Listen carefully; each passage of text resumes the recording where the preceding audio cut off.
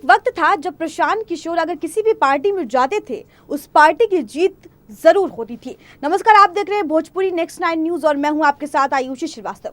मुख्यमंत्री नीतीश कुमार से हुए मतभेद के बाद चुनावी रणनीतिकार कहे जाने वाले प्रशांत किशोर कहां हैं? बिहार चुनाव विधानसभा में 2020 की घोषणा होने के ठीक 6 महीने पहले पीके यानी प्रशांत किशोर ने ऐलान किया था कि वो बिहार को अगले 10 सालों में देश की अग्रणी राज्य में ले आने का प्लान बनाएंगे और साथ ही चुनावी दंगल में उतरेंगे। फरवरी 2020 में प्रशांत किशोर ने कहा था कि ये आने वाले 200 दिन तक बिहार में वास्तविक विकास देखने में वाले लोगों को, खासकर युवाओं को अपना साथ जोड़ने का काम करेंगे। लेकिन नीतीश कुमार की पार्टी जेडीयू के उपाध्यक्ष रहे पीके यानी कि प्रशांत किशोर पार्टी से निकाले जाने के बाद ही गायब हो गए। आज बिहार चुनाव प्रचार के अंतिम दिन तक उनका नाम तक लेने वाला कोई नहीं दिखता। दरअसल 2015 में महागठबंधन की जीत में अहम रणनीतिकार बनकर उभरे प्रशांत किशोर का नाम पीके के तौर पर देश में सुर्खियों में था। 2015 के बिहार चुनाव के बाद जेडीयू के उपाध्यक्ष बनने तक चुनावी रणनीतिकार के तौर पर पहचान बनाने वाले पीके आज बिहार के चुनावी अखाड़े से गायब है।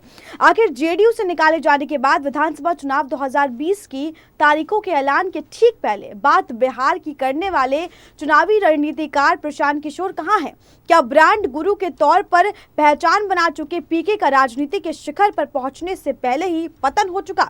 सीए और एनआरसी के मुद्दे पर सीधे मुख्यमंत्री को नीतीश कुमार के ऊपर हमला बोलते बोलते मामला ऐसा उलझ गया कि पार्टी ने उन्हें बाहर का रास्ता ही दिखा दिया। दरअसल जेडीयू से निकले जाने के बाद ये कहा गया कि पीके दिल्ली चुनाव में अरविंद केजरीवाल के लिए रणनीति तैयार करने में लगे हैं। उसके बाद चुनावी काल में यानी कि कोरोना काल के दौरान उनके कार्गो प्लान्स के लिए कोलकाता पहुंचने की बात भी सामने आई। उस वक्त ये कयास लगाए जा रहे थे कि प्रशांत किशोर अब ममता बनर्जी के लिए रणनीति तैयारी करेंगे, लेकिन पीके ना तो कोलकाता में दिख रहे, ना दिल्ली में और ना ही अपने राज्य बिहार में। ऐसे में सवाल उठना तय है कि क्या एलजेपी प्रमुख चिराग पासवान ने एनडीए से बाहर आने के फैसले पर प्रशांत किशोर के कहने पर किया था? क्या मुख्यमंत्री नीतीश कुमार पर लगातार चिराग पासवान का हमला होने के पीछे पीके की रणनीति काम आ रही है? क्या प्रशांत किशोर की रणनीति के तहत ही चिराग पासवान ने बिहार में अकेले चुनाव लड़ने का फैसला किया? हालांकि एलजेपी ने प्रशांत किशोर से रणनीति पर चलने वाली बात को कयास को लेकर सिरे से नकार दिया है। एलजेपी का कहना है कि चिराग पासवान को बिहार में सीएम नीतीश कुमार का नेतृत्व मंजूर नहीं था, इसीलिए वो एनडीए से बाहर हो गए।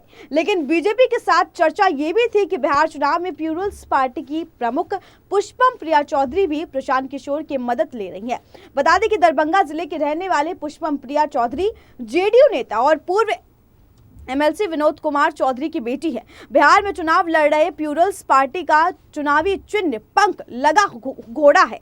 बिहार विधानसभा चुनाव में चुनाव अपनी पार्टी बनाकर चुनाव लड़ रही है, लेकिन पुष्पम प्रिया चौधरी के नाम इसलिए भी चर्चा में है क्योंकि वो लंदन स्कूल ऑफ इकोनॉमिक्स से पब्लिक एडमिनिस्ट्रेशन से मास्टर्स की डिग्री हासिल करके लौटी हैं। इसके बाद वो सीधे राजनीतिक पार्टी बनकर बिहार विधानसभा चुनाव में ताल ठोकने के साथ ही खुद को सीएम का दावेदार बता रही है। वही कोरोना संक्रमण के दौरान जुलाई के महीने में ही पीके ने बिहार में चुनाव कराए जाने का विरोध भी किया था। उन्होंने सोशल मीडिया के जरिए नीतीश कुमार पर हमला किया था और लिखा था कि नीतीश जी, ये चुनाव नहीं कोरोना है, लोगों की जिंदगी को चुनावी कराने की जल्दी खतरे में है। इसके बाद से ही सोशल मीडिया पर भी पीके सक्रिय नहीं दिखे। यहां तक कि बक्सर के अहिरौली स्थित उनके घर पर भी पूरी तरह सन्नाटा पसरा हुआ है।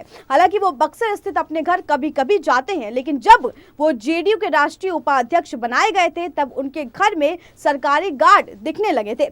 बता दें, इसी साल फरवरी में मोतिहारी के रहने वाले शाश्वत गौतम ने पटना के पाटलिपुत्र थाने में प्रशांत किशोर पर कंटेंट चोरी करने का केस भी दर्ज कराया था।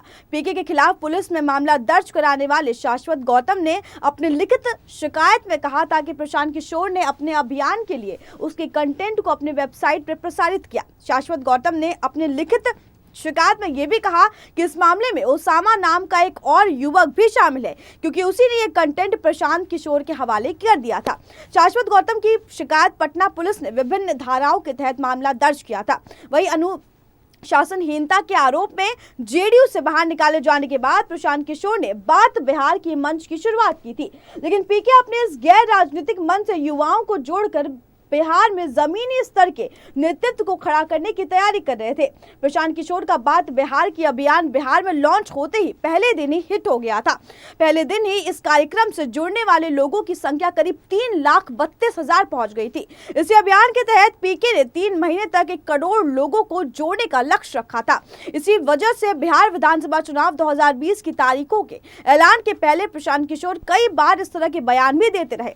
बात बिहार की डिजिटल मंच पर आज भी करीब 20 लाख फॉलोअर्स मौजूद है, लेकिन ताज्जुब की बात यह है कि जो व्यक्ति चुनाव लड़ाने की रणनीति बनाता रहा, उसका बिहार चुनाव को लेकर एक भी ट्वीट नहीं करना यह बताने को काफी है कि प्रशांत किशोर ना सिर्फ फेल हो चुके हैं, बल्कि वे राजनीति में अर्श से फर्श पर आ चुके हैं। इस वीडियो पर आपकी क्या राय है, हमें कमेंट बॉक्स में जरूर बताएं। बाकी हमारे वीडियो को लाइक, शेयर और सब्सक्राइब करना ना भूलें। नेक्स्ट 9 न्यूज़ भोजपुरिया के सब्सक्राइब करी और लेटेस्ट अपडेट खातिर बेल के आइकन वाला बटन दबाएं।